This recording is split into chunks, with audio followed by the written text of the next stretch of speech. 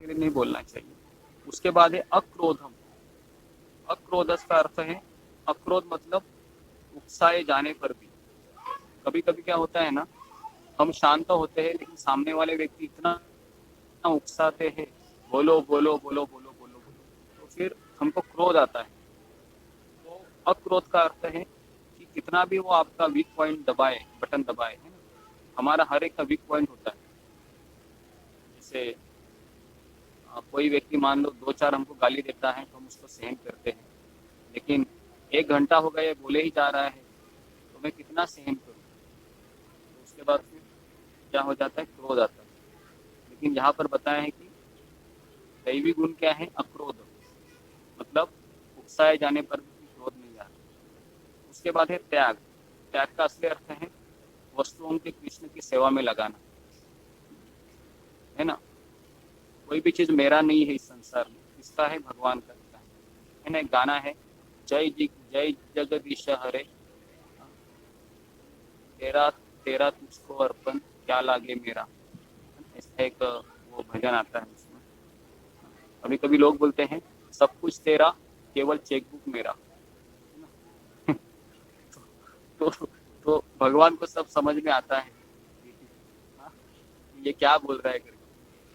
तो त्याग का अर्थ क्या है कि हर वस्तु भगवान की है, कोई भी वस्तु मेरी नहीं है। मैंने कल भी ये बताया था 2 दिन पहले कि जब सुबह उठते हैं तो हमको हमारा तकिया दिखता है, हमारा घर दिखता है ना। हमारे घर में अनेक वस्तुएं दिखती है, तो हमें लगता है ये मेरी वस्तु है। नहीं, मेरी नहीं है भैया, तुम तो माँ के पेट से कुछ लेके नहीं आया था, तुम्हारी कैसे हो सकती है। ये तो भगवान की सारी वस्तुएं हैं।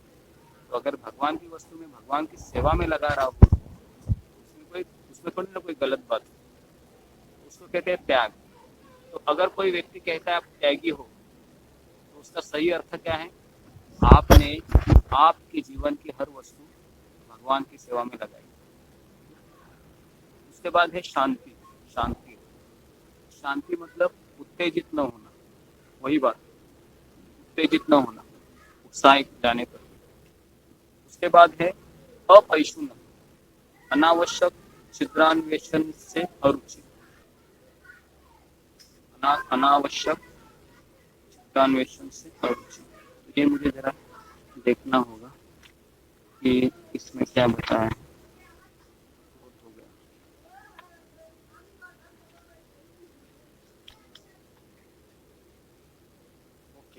जो घृणित मीडिया है इस संसार में, है ना, जैसे चोरी करना है, नशा करना है, तो ये अनावश्यक जो कार्य है उसमें वो अरुचि दिखाते हैं, जो पशु के तुल्य है। उसके बाद है दया भूतेश्वर, सभी जीवों के प्रति करुणा, सभी जीवों के प्रति करुणा होनी चाहिए। तो आज सुबह ही हमने बताया था कि अगर कोई हमारे घर में चींटी है, हमारे घर में बिल्ली है, तो ये सब जीवों के प्रति हम कैसे करुणा दिखा सकते हैं। तो हमें उनके लिए महाप्रसाद, हम उसके लिए कुछ खाना है, भगवान को भोग लगा के उनके सामने रख सकते हैं। नहीं तो आप उनके बगल में बैठकर आप जैसे एक गुरुजी माला। चींटियों को जैसे आटा भून के रख लेते हैं ना, मीठे मिला के उसको डालते हैं डेली, तो ये सही तरीका है ना चींटियों हाँ के सही लिए। जी। तो उसके बाद है ओके, दया भूतेश्वर, सभी जीवों के प्रति करुणा, करुणा होनी चाहिए। और असली करुणा क्या है, तो ये जो जीव है भगवान को भूल गया है, तो मैं इसको भगवान का स्मरण दिलाने के लिए मदद करता हूँ या मदद करती हूँ, ये असली करुणा है। उसके बाद है अलोलुप्तम, लोभ से मुक्ति। तो असली लोभ क्या है कि मैं एक समय भी कृष्ण के बिना जी नहीं सकती या जी नहीं सकता। तो हमको लोभी बनना चाहिए। इस तरह से इस संसार में ऐसे लोग हैं जो 8 घंटा ड्यूटी करने के बाद भी उनका पैसे के प्रति आकर्षण है वो बढ़ता ही रहता है। तो दो डबल ड्यूटी करते हैं, 12 घंटा करते हैं, 14 घंटा भी करते हैं। तो एक भक्त ने भी उनसे सीखना चाहिए, ये व्यक्ति देखो पैसे के लिए कितना मेहनत कर रहा है, और मैं केवल 2 माला, 4 माला, 8 माला, 10 माला करके ही चुप बैठ जाऊं। नहीं नहीं, ये ठीक नहीं। मैं और माला करूंगी, मैं और माला करूंगी। इसको कहते हैं कृष्ण के लिए लोभी होना। उसके बाद है मार्दवम, मतलब भद्रता सभी जीवों के प्रति, भद्रता सभी जीवों के प्रति। उसके बाद है लज्जा, लज्जा मतलब कोई ऐसा कार्य न करना जिससे आत्मा का अशुद्धि हो जाए। उसके बाद दृढ़ निश्चय, ये बहुत इंपॉर्टेंट है। दृढ़ निश्चय मतलब क्या है? असफल होने पर भी अविचलित रहना। जब हम फेल्यूर होते हैं ना, फेल्यूर, तो हम डिप्रेशन में जाते हैं। बहुत सारे हमने देखा है, आज ही हम बात कर रहे थे किससे, तो फेल्यूर होने के बाद क्या होता है, व्यक्ति सोचता है कि मैं डिप्रेशन में, व्यक्ति सोचता है कि मेरे साथ कैसे हो गया, मैं तो परफेक्ट हूँ। तो इसके लिए भक्त के लिए ये चीज बहुत इंपॉर्टेंट है कि अगर मैं फेल्यूर भी हो जाता हूँ, मेरा 16 माला हो रहा है, लेकिन एक दिन ऐसा हो गया कि घर में इतना सारा समस्या है, मैं करना चाहता था लेकिन हो नहीं पाया, तो मैं निराश नहीं होऊंगा। मैं अगले जीवन में हाँ, अगले दिन में जल्दी उठूंगा और जो मेरे बचे हुए माला है उसको मैं कंप्लीट करूंगा, है ना। तो दृढ़ निश्चय का अर्थ है कि मैं फेल हो गया तो भी मैं रोते नहीं बैठूंगा, मैं उठ के खड़ा होऊंगा। इसलिए जब कंस ने देवकी के बालों को पकड़ा था और एक हाथ से कंस ने तलवार निकाली थी और अभी देवकी का गर्दन कटने ही वाला था, 2 सेकंड की बात थी, तो वसुदेव जी वो सब देख रहे थे, लेकिन वसुदेव जी उस परिस्थिति में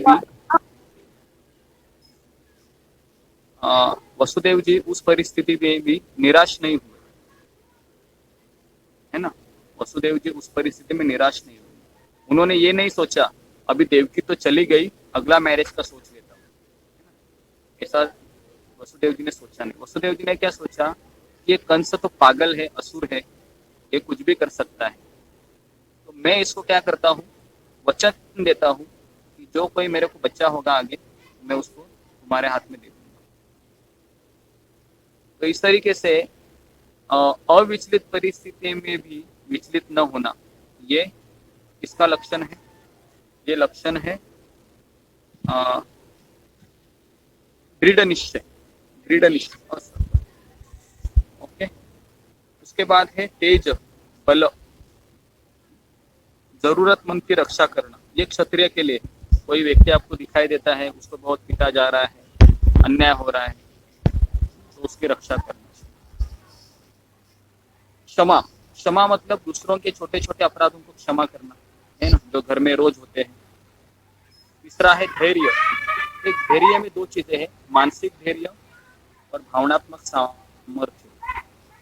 धैर्य का अर्थ क्या है, वही चीज आएगी, अपयश को पचाने की शक्ति। इस तरह से शबरी, रामायण में शबरी का उदाहरण आता है कि जब उनके गुरु मातंग ऋषि ने कहा था कि भगवान राम आएंगे एक दिन, लेकिन ये नहीं बताया था कभी आएंगे।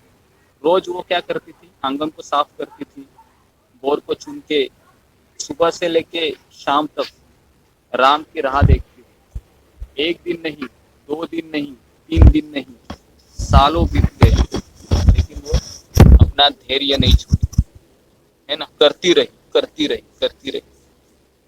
गुरु के वचनों पे विश्वास होना, यही आध्यात्मिक जीवन में पूर्णता की सार्थकता है ना। तो ये धैर्य कभी होता है जब गुरु के प्रति अटूट विश्वास, है ना, अटूट विश्वास जब होता है ना गुरु के शब्दों पे, तो ही व्यक्ति इस परिस्थिति को प्राप्त करता है, धैर्य।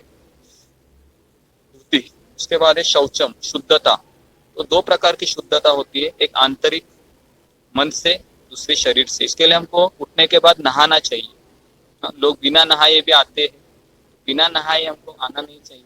बिना नहाए हमको अगर आएंगे तो बाहर से हम अशुद्ध रहेंगे। तो इसके लिए आप शॉर्टकट में आप थोड़ा सा नहा लो, 2-4 मग ले लो, साबुन मत लगाओ तो भी चलेगा, लेकिन आ जाओ, थोड़ा सा नहा के आ जाओ। उसके बाद आप तिलक लगा और फिर आप अच्छे से स्नान कर लेना जब आपको समय रहेगा दोपहर में।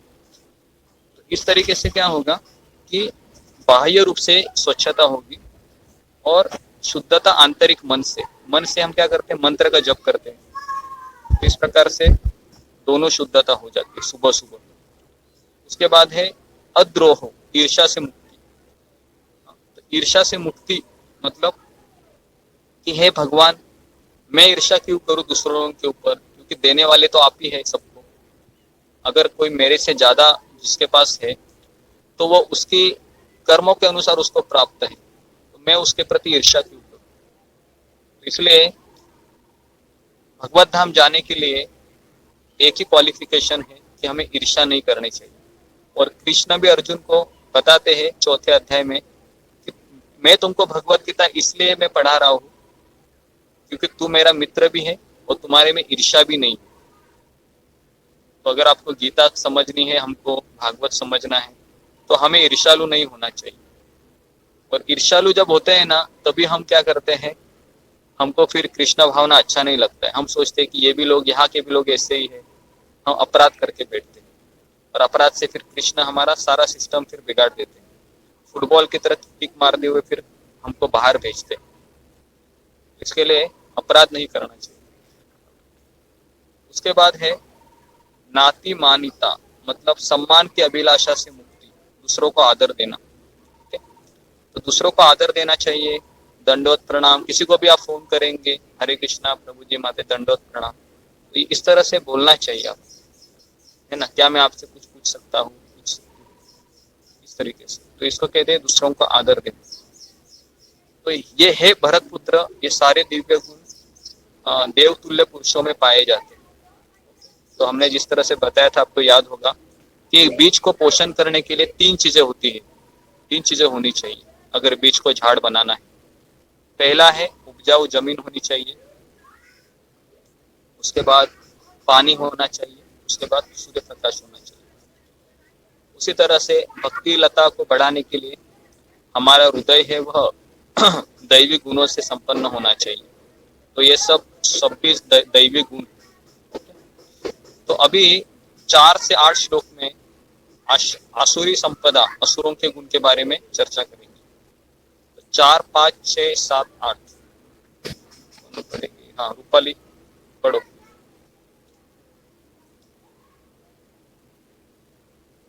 4, 5, 6, 7, 8 है क्या? चलिए। हरे कृष्ण प्रभु। हाँ हाँ पढ़ो। 4, 5, 6, 7। लंबोदर्भिमानस्य क्रोधा पौरुषमेव च अज्ञानं चाभिजातस्य पार्थ सम्पदैर्माशु। हे पार्थ, दंभ, दर्प, अभिमान, क्रोध, कठोरता तथा अज्ञान, ये आसुरी स्वभाव वालों के गुण हैं।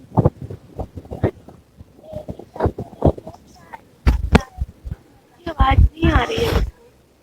हाँ आवाज नहीं आ रहा है। नहीं आ रही है प्रभु।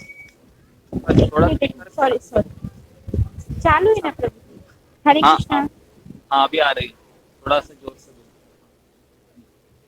देवी संपदै मोक्षाय निबंधाय सुरीमता मां सुजातां पदं देवी अभिजातस्य पांडव। देवी गुण मोक्ष के लिए अनुकूल है और असुरी गुण बंधन दिलाने के लिए। हे पांडव पुत्र, तुम चिंता मत करो क्योंकि तुम देवी गुणों से युक्त होकर जन्मे हो। 6वां पढ़ू प्रभु जी? हाँ 6वां। द्वे भूत स्वर्गलोकोऽस्मिन् देवासुर एव च देवो विस्तारश प्रोक्ता आसुर पार्थ मे शृणु। हे प्रथापुत्र, इस संसार में सृजित प्राणी 2 प्रकार के हैं, देवी तथा आसुरी। मैं पहले ही विस्तार में से तुम्हें देवी गुण बता चुका हूँ, अब मुझसे आसुरी गुण के विषय में सुनो। प्रवृत्ति च निवृत्ति च जनाना विदारसुराः न शोचम न पिचाचारो न सत्यम तेषु विद्यते। जो आसुरी है वह यह नहीं जानते कि क्या करना चाहिए और क्या नहीं करना चाहिए। उनमें ना तो पवित्रता है, ना उचित आचरण और ना ही सत्य पाया जाता है।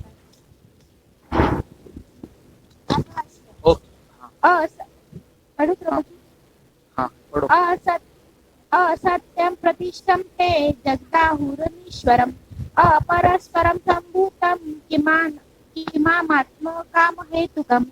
वे कहते हैं कि यह जगत मिथ्या है, इसका कोई आधार नहीं और इसका नियमन किसी ईश्वर द्वारा नहीं होता। उनका कहना है कि यह कामेच्छा से उत्पन्न होता है और काम के अतिरिक्त कोई अन्य नहीं कारण है। एतदृष्ट्वा विष्टभ्य नष्टात्मानो प्रलुब्धयः प्रभवन्तग्रकर्माण क्षय जगतोषहितः। ऐसे दुष्कर्मों का अनुगमन करते हुए असुरी लोग जिन्होंने आत्मज्ञान खो दिया है और जो बुद्धिहीन है, ऐसे अनुपयोगी एवं भवाप्य कर्म में प्रवृत्त होते हैं जो संसार का विनाश करने के लिए होते हैं। ओके, तो तो अभी है, इस साउंड को म्यूट करो। तो चौथे श्लोक में है आसुरी गुण के बारे में बताया, रजोगुण तथा तमोगुण। तो पहला है दंभ। दंभ मतलब अहंकार। प्रभुपाद तात्पर्य में लिखते हैं कि श्लोक में नरक के राजमार्ग का वर्णन किया है। अगर किसी को नरक जाना है ना, तो यहाँ पर कृष्ण है वह बता रहे हैं कि कौन व्यक्ति नरक जाता है। तो आसुरी स्वभाव वाले लोग धर्म तथा आत्मविद्या की प्रगति का आडंबर रचना चाहते हैं। वे सदैव किसी शिक्षा या प्रचुर संपत्ति का अधिकारी होने का दर्प करते हैं। वे चाहते हैं कि अन्य लोग उनकी पूजा करें, उनको सम्मान दिखलाए, भले ही वे उस सम्मान के योग्य ना हो। वे छोटी छोटी बातों पर कुछ भी छोटे छोटे बातों पर वो गुस्सा हो जाते हैं, खरी खोटी सुनाते हैं, नम्रता से नहीं बोलते। वह यह नहीं जानते कि क्या करना चाहिए क्या नहीं करना चाहिए। वह अपनी इच्छा के अनुसार सारे कार्य करते हैं, है ना। तो अहंकार का मतलब क्या है? पापी होने पर भी धर्म का आडंबर करना। जैसे कुछ लोग होते हैं ना, बहुत पाप करते हैं फिर भी सोचते हैं कि मैं कितना धार्मिक हूँ, लोगों को दिखाते हैं कि देखो मैं कितना धार्मिक हूँ, रोज मंदिर जाता हूँ, रोज पूजा करता हूँ, है ना। लेकिन कार्य उसके कैसे होते हैं? शास्त्र के विरुद्ध होते हैं। तो इसको कहते हैं दंभ, अहंकार। उसके बाद है दर्पो। दर्पो मतलब घमंड, स्वयं की संपत्ति और शिक्षा का अहंकार। दर्प मतलब जैसे मेरे पास करोड़ रुपया है ना, मैं तुम्हारे से श्रेष्ठ हूँ, तुम्हारे पास तो 50 लाख भी नहीं है। तो अपनी संपत्ति का उसके ऊपर उसको बहुत रोष रहता है। तो दूसरा है शिक्षा का अहंकार कि मैं पीएचडी किया हूँ, है ना, उसके बाद मैं सीए हूँ, उसके बाद मैं साइंटिस्ट की पढ़ाई कर रहा हूँ, मैं यूपीएससी के एग्जाम दे रहा हूँ, मैं गवर्नमेंट जॉब है मुझे, है ना, मैंने बीएड एमएड किया है, जो भी है। तो ये सब शिक्षा का अहंकार भी होता है। तो ये हो गया घमंड, दर्प। तीसरा है अभिमान। अभिमान मतलब अन्य द्वारा पूजित होने की इच्छा कि मेरी पूजा होनी चाहिए, मैं कितना श्रेष्ठ हूँ। तो इसलिए अभिमान और अहंकार में फर्क है। तो हमारा एक प्रश्न रहेगा, ये अहंकार और अभिमान में क्या फर्क है? अहंकार मतलब क्या है कि पापी होने पर भी मैं कितना श्रेष्ठ हूँ ये। और दूसरा है अभिमान मतलब अन्य द्वारा पूजित होने की इच्छा। तो ये हो गया, इसमें थोड़ा सा डिफरेंस है। चौथा है क्रोध। छोटी छोटी बातों पर हम क्रोध करते हैं घर में, लेकिन नहीं, वो नहीं होना चाहिए। खास करके हम देखते हैं कि भक्ति में आने के बाद हम खुद को क्या समझते हैं कि मैं माला करने लगा हूँ, लगी हूँ, मैं इनसे श्रेष्ठ हो गया हूँ, अभी कुछ थोड़ी ही देर में मैं भगवान के धाम जाऊंगा, ये लोग तो इधर ही रहेंगे, है ना। तो इस तरह से हमको लगने लगता है। लेकिन ये सब इससे कुछ होने वाला नहीं, क्योंकि व्यक्ति तभी भगवान के धाम जा सकता है जब वो नम्र है। और नम्रता कभी आती है? जब कृतज्ञता आती है। कृतज्ञता का अर्थ क्या है कि मेरे जीवन में कृष्ण ने इतना सब कुछ दिया है ना। खाने के लिए मुझे खाना दे रहे हैं, सांस लेने के ऑक्सीजन दे रहे हैं, सूर्य प्रकाश फ्री में दे रहे हैं। तो अगर हम इस तरह से कृष्ण को कनेक्ट करें तो एक कृतज्ञता आती है। कृतज्ञता के बाद विनम्रता आती है, ठीक है। तो फिर क्रोध नहीं आता है। क्रोध क्यों आता है? जब हम सोचते हैं कि ये मेरा है ना, इसकी हिम्मत कैसे हो गई मुझसे कैसे बात करने की। तो वो अपने को आइडेंटिफाई करता है कि मैं पति हूँ, पिता हूँ, या मैं शरीर हूँ, इस प्रकार से। उसके बाद है निष्ठुरता। निष्ठुरता का अर्थ है दूसरों पर असभ्य भाषा का प्रयोग करना। मतलब पता है ना कि तुमको कुछ समझ में नहीं आता है, तुम चुपचाप रहो, तेरे कुछ आता नहीं है ना। तो ऐसे कुछ शब्द होते हैं, ऐसे शब्द का प्रयोग नहीं करना चाहिए, निष्ठुरता। उसके बाद है अज्ञानता। अज्ञानता मतलब वो ये सोचता है कि मैं शरीर हूँ, मैं आत्मा नहीं हूँ, पुनर्जन्म नहीं होता है, ये संसार मजा मस्ती करने के लिए मिला है। तो ऐसे लोग रहते हैं, वो आसुरी गुणों से अभिभूत। तो अभी हमने 26 दैवी गुण के बारे में चर्चा किया और 6 आसुरी गुण के बारे में चर्चा की। तो इसमें किसी को डाउट है क्या? कुछ समझ में नहीं आया है या कुछ ज्यादा समझ में आया है?